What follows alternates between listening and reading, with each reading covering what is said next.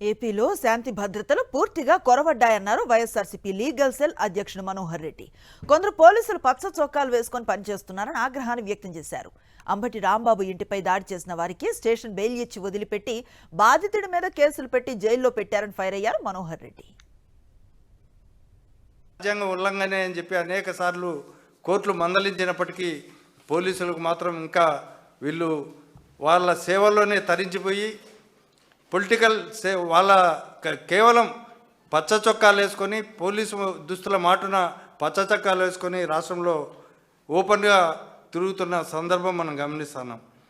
అదేవిధంగా ఈ మధ్య చూసాము అంబటి రాంబాబు గారి ఇన్సిడెంట్ కూడా. అంబటి రాంబాబు గారి ఇంటిపైన దాడి చేసి ఆయన పైన హత్యాయత్నం చేయాలని ప్రయత్నించిన తెలుగుదేశం పార్టీ వారిని పోలీసులు ముందే చేస్తే అతన్ని అరెస్ట్ చేస్తారు, అతన్ని జైల్లో పెడతారు, అతని పైన అక్రమంగా 36 కేసుల పైన పెడతారు.